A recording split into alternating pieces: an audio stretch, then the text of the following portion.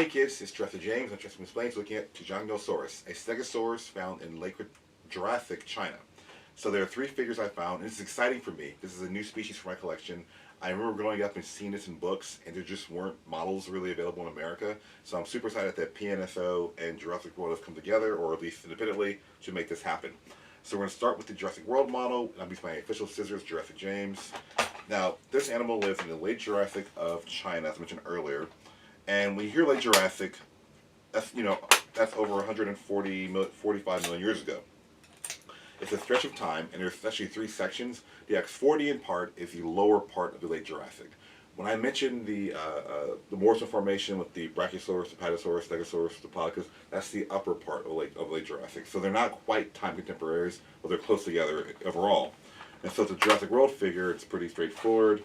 The action, I believe, so the action, there's a box, look at that, appreciate that, it's really amazing. It's instructions, cool. So the idea here is if you take the figure, you put it like this, and you push it down, it's like a push-up, the tail will turn. That is something exciting, that's really different actually. A lot of the figures don't do that. This is actually a pretty cool gimmick. Look at the overall animal. This animal is really neat because, like any stegosaur, it's an herbivore. It has shorter arms and legs, forelimbs and legs. It is what we call an obligate quadruped. Don't think the word obligate, obligation, you're forced to do something. It's walking on all four. Could it rear up? Given the length of his arms to legs, it probably could, but it wasn't walking on two legs. Also want to point out with this guy is that it looks like a stegosaurus overall, and the idea behind that is stegosaurus from North America, and here is my 2007 safari figure, kind of by comparison. So the idea is that Stegosaurus is known for its large plates and then four tail spikes that we call informally thagomizers. What makes this one different is that there's usually plates, which we'll see later on more. There's plates in the front and more spiky in the back. There's still plates, but looking at in the paper shows that the core of the plate looks like a spike origin, so maybe like a flattened out spike. It is an older Stegosaur by comparison. Now, they only found two of the tail spikes, but it's been theorized that there would have been four like Stegosaurus. And the fun thing is, it was named 100 years after Stegosaurus. So Stegosaurus is 1877, North America by Marsh, and this guy is in 1977, of course. And so the idea is that there's a connection there. There are some who argue, the most argument is that they're close relatives within Stegosauria. There's some who argue they're not, but overall they have very similar builds and lifestyles. Back to the main story. Number one complaint, of course, is I don't think they found the entire foot, but usually Stegosaurus have three toes, this one has four, and the forelimbs, Stegosaurus hands in general, Stegosaurid hands, they have the two bigger ones that are more longer limbs here, then smaller nubs like here. So you see kind of like that. And so again, this is kind of like a four general size toes. This is something that's kind of assumed for most dinosaur toys. The pattern of the skin is pretty neat. There are no skin impressions from this animal that I'm aware of. But overall, pretty cool. Really neat little model here. The head turns this way. The tail obviously does the gimmick turn. The legs can move around and lay back like that. But the arms can't because they can't. You can kind of click them, but I wouldn't recommend it. And so that's pretty good for the Jurassic World model. Now, normally with a PNSO, I will unbox it, but I found this on eBay actually. It was this one. I just looked up PNSO because I know, if you don't know, they're in China, so when you order, it takes a while to get here. And so for me, I was like, oh, this is one that was like in California. So I was like, well, it's going to be a thing for like 20 bucks. And so one thing to point out with this guy is that it has essentially the same overall look. I mean, you're seeing, and that's why I have to compare multiple figures, because you're seeing that, hey, different companies are using these same features. Now, sometimes the companies copy each other, but in general, you would assume that the company's making the same look. Those are features that are consistent in the known skeleton, right? One thing that makes it stand out is this spike right here on the shoulder. That's something we see in other stegosaurs, which I'll cover on later on. But that's something that I've seen many depicted. When I was a kid, they would show it always with this spike on the shoulder. And same thing with their Chytrosaurus, other stegosaurs. And so overall, you have the correct three toes, the foot, or forelimbs, the hands almost have, the two milk ones, the third one, and then a fourth one. So usually for most, getting any exceptions, dinosaurs usually have the first three claws on the hand are clawed or less. So this guy shows that. It's very rarely to find 5 claws on a hand or 4 claws on a hand for any dinosaur. And so that's your thing. So another thing that's really cool is the skull. It's really, really tiny. So stegosaurs are herbivores. They're chewing flat, little teeth. They have really kind of bigger guts to break their food down. We assume they have, I say assume, scientific estimations would say that it probably had, given the quality of food they had, some kind of multiple stomachs like a cow, plus bacterial that helped them like we do to help break your food down, right?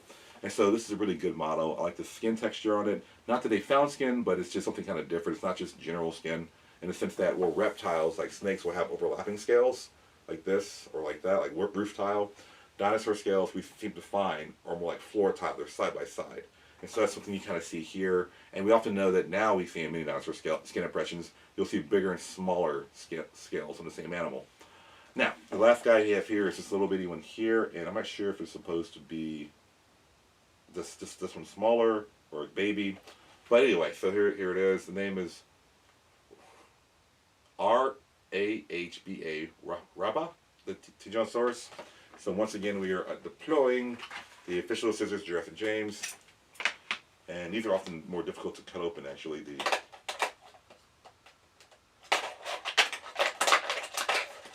I don't intend to keep the package. And for safety, receipt. Oh.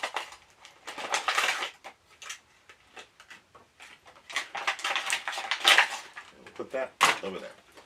And so, little guy. So looking at that there, you can see overall they're all design and look.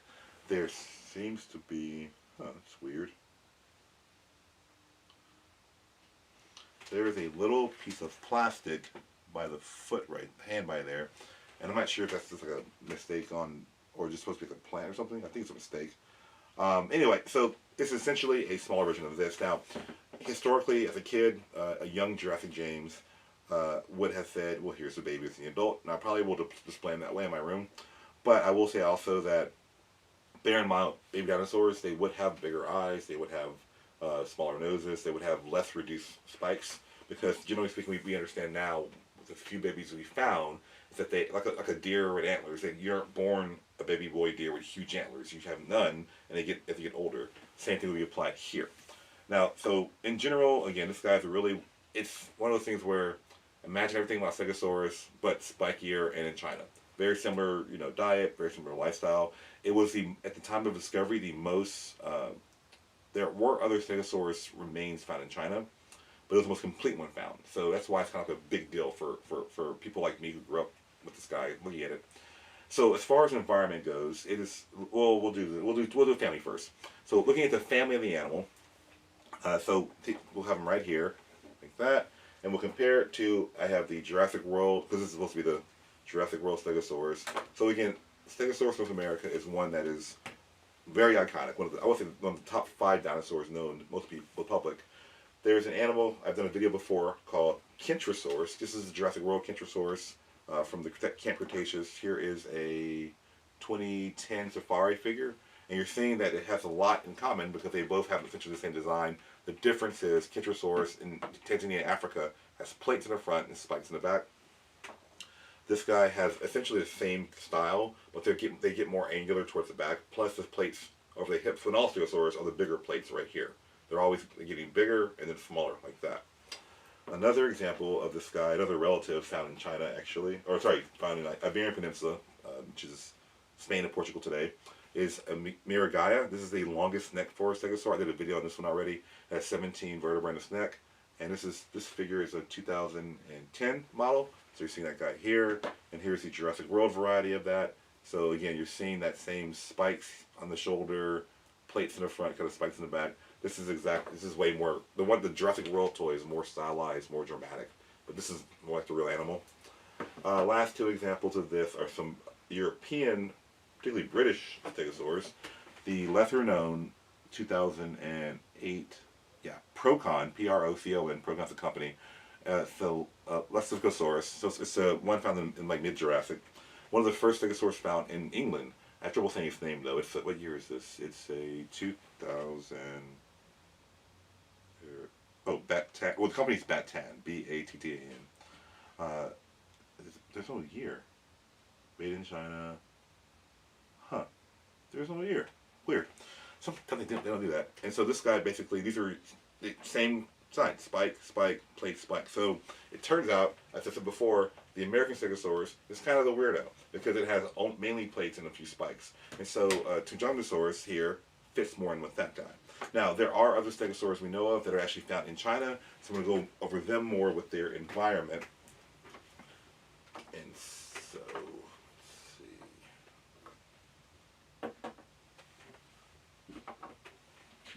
If you go to the Sichuan Formation, there's an upper and lower part. The upper part is in late Jurassic. The lower part is in middle Jurassic. So that is where these guys would have lived. So we have your Safari 2016 Tuojiangosaurus, and you have this guy here. I did a video on this guy. I think about a couple months ago. I can't remember his name. It's spelled with an X, but it's like Shinzosaurus. And so this is actually closer to Metrocanthosaurus. So they are in the earlier stage. So these guys wouldn't have seen them. They're in the same formation, but this is the lower, excuse me, the lower part, and the rest are from the upper part. It's up to you there. So other Jurassic World stegosaurs that who live with this guy are the Giganospinosaurus, which is a very confusing name, but the giant spines here. And here is collect a 2017 Giganospinosaurus. I think they did a video on this one already too. Very dramatic spikes. And so they're contemporaries. And this is Jurassic World, the Chungosaurus. I did a video on that one as well. So you're getting a recap here. And so these are all in the same environment. So I'm going to remove the non-Jurassic World ones for a second and point out that we have 3 stegosaurs in the same area. Now, side note here, stegosaurus tail spikes, or spikes in general, and plates, were thought initially to be solely for defense. The idea is they have these spikes, they're living large predators like Allosaurus, so they have these spikes to fight back.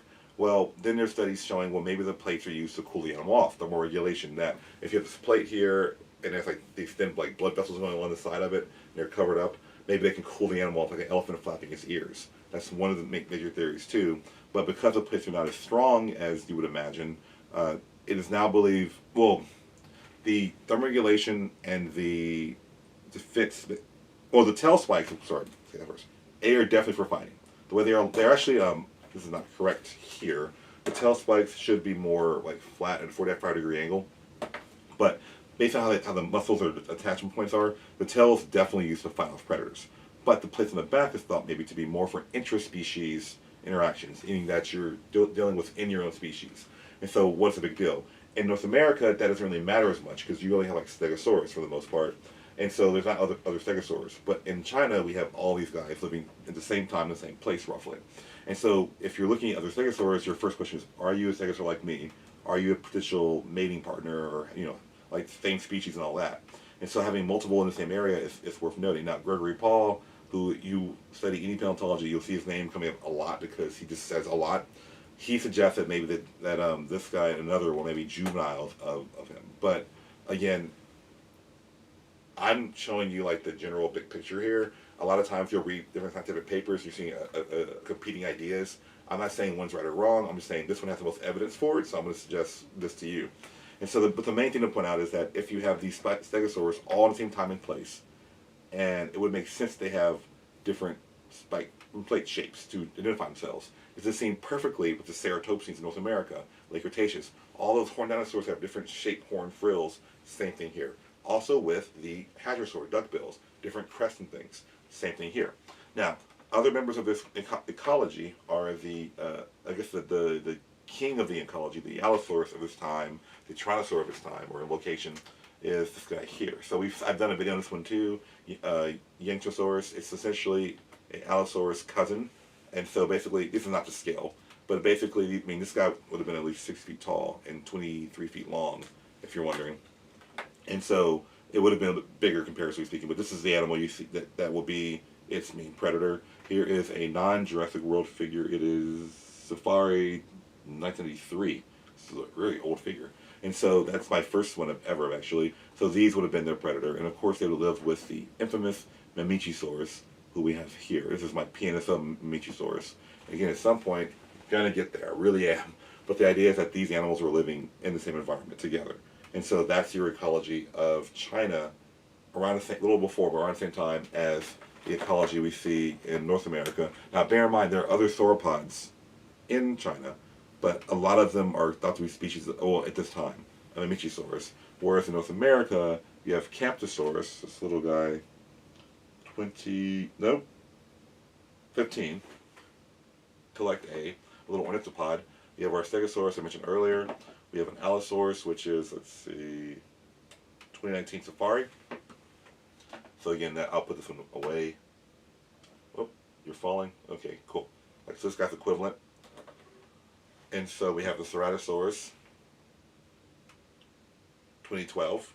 Oh, what company? Safari. And our sauropods are Brachiosaurus, which is he's actually very rare. Carnegie, 2012. You have your Camarasaurus, which is Safari, 2001. Your Diplodocus, which is 2017 Safari. And finally, your Apatosaurus. Remember correctly, it was Papo, right? Yeah, Papo, 2015. So the Morrison Formation is well established, and there are bigger animals. There are small ornithopods like this in China. There are other sauropods, but they're not toys of them. So I can only show you so much. But you're seeing essentially the east and west. They have a very similar design. The cool thing is, Mimichisaurus, among others, does not fit really into the Macronarian or the Diplodocid group. It's its own kind of group in sauropods. And so we have Stegosaurus, we have the Allosaurus. Oh, and there's also one I forgot.